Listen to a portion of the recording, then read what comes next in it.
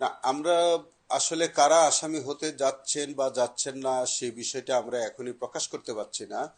তবে আমরা তৎকালীন আপনি যার কথা বললেন যে চৌধুরী আব্দুল্লাহ আল মামুন সহ অনেক কর্মকর্তাদের সম্পৃক্ততা আমরা পাচ্ছি, এবং আগামী 10-15 দিনের মধ্যে আমরা চেষ্টা করছি যে শাপলা চত্বর যে একটা নারকীয় হত্যাযজ্ঞ যেটা হয়েছে, একটা সারা পৃথিবীর মানুষের বিবেকবান মানুষকে যারা আহত করেছে এই মানবতা বিরোধী অপরাধ, সেটার মধ্যে আমরা যাদের সম্পৃক্ততাই পাওয়া যাবে, এটা সিভিলিয়ান হোক, পুলিশ পার্সোনাল হোক, র্যাব হোক, আর্মি অফিসার হোক, যাদের এই কর্মকাণ্ডের সাথে সম্পৃক্ততা ছিল বা আমরা পাবো, প্রত্যেককে আমরা বিচারের আওতায় নিয়ে আসব। এবং সেটা হতে পারে চৌধুরী আব্দুল্লাহ মামুন, হতে পারে বেনজির, হতে পারে অন্য কেউ, হতে পারে জিয়াউল আহসান।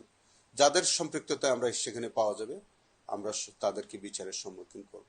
আগামী 15 দিনের মধ্যে আমরা চেষ্টা করছি, যে আমাদের তদন্ত সংস্থাও কাজ করছে, আশা করি যে এর মধ্যে পূর্ণাঙ্গ রিপোর্ট ইনশাল্লাহ আমরা পেয়ে যাব।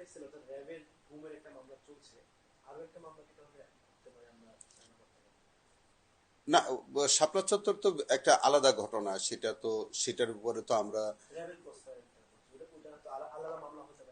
হ্যাঁ তা হতে পারে, সেটা তো ক্রসফায়ারের উপরে আলাদা মামলা হবে, আমরা তো কাজ করছি।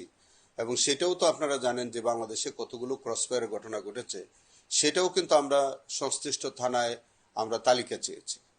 এবং সেটাও যদি যেসব ক্রসফায়ারের ঘটনা ঘটেছে, গুমের যে ঘটনাগুলো ঘটেছে, সারা বাংলাদেশে যত গুমের ঘটনা ঘটেছে, সেগুলো যেগুলো ওয়াইড স্প্রেড এবং সিস্টেমেটিক ক্রাইম হবে, যত ক্রসফায়ারের ঘটনা ঘটেছে, যদি সিস্টেমেটিক এবং ওয়াইড স্প্রেড ক্রাইমের আওতায় আসে, তাহলে সেই গুম, সেই ক্রসফায়ার, জুলাই আন্দোলন, ইভেন দেন আমাদের গত 1/11 থেকে যত অমানবিক ঘটনা ঘটেছে, মানবতা বিরোধী অপরাধ সংঘটিত হয়েছে, যেখানে আমাদের সিস্টেমেটিক বা ওয়াইড স্প্রেড ক্রাইমের আওতায় আসবে, এগুলো সব আমরা আমাদের পর্যায়ক্রমে আমাদের তদন্ত অথবা আমাদের বিচারের আওতায় আমরা নিয়ে আসবো। এটা এটা আমরা বিস্তারিত, আচ্ছা এটা আপনার যেটা বলছেন, দেখেন উনি পার্টিকুলার একটা ঘটনায় তিনি অ্যাপ্রুভার হয়েছেন, বা তিনি যদি ওখানে কোনো সুপিরিয়র কমান্ড রেসপন্সিবিলিটি যদি তার থেকে থাকে, পার্টিকুলার ওই অংশের বিচার হয়েছে, সেটা যে প্রক্রিয়ায় হয়েছে সেটা অ্যাপ্রুভারের মাধ্যমে হোক, এটা একটা বিচারের প্রক্রিয়া, সেই জায়গায় উনি যে সুযোগ পেয়েছেন না সেটা। বাট উনার ওই পার্টিকুলার সুপিরিয়র কমান্ড রেসপন্সিবিলিটি দিয়ে তো সব রেসপন্সিবিলিটি আপনি ঢেকে দিতে পারবেন না। প্রত্যেকটা উনি অনেকগুলো আলাদা আলাদা কমান্ড কমান্ডের সাথে তিনি জড়িত আছেন। তো একটা কমান্ডের সাথে আরেকটা কমান্ডকে তো আপনি অ্যামালগেমেট করে তো মানে তাকে সবকিছু থেকে অব্যাহতি দেওয়ার কোনো সুযোগ আমি দেখি না। কারণ এই যে দেখেন শাপলা চত্বরের যে ব্যাপারটা, শাপলা চত্বরের একটা ইন্ডিভিজুয়াল ঘটনা, সেখানে আলাদা কমান্ড সুপিরিয়র রেসপন্সিবিলিটি আছে, আলাদা তাদের সেখানে তারা ষড়যন্ত্র আছে, সেখানে তাদের নির্দেশনা ছিল, তাদের অ্যাক্টিভিটি ছিল সম্পূর্ণ আলাদা।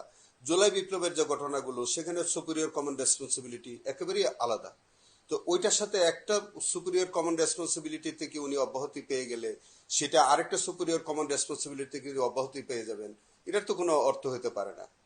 তো তাকে যদি আবার অন্য কোনো সুপিরিয়র কমন রেসপন্সিবিলিটির মধ্যে যদি আমরা তার কোনো সম্পৃক্ততা পাওয়া যায়, নিশ্চয়ই তিনি আইনের আওতায় আসবেন।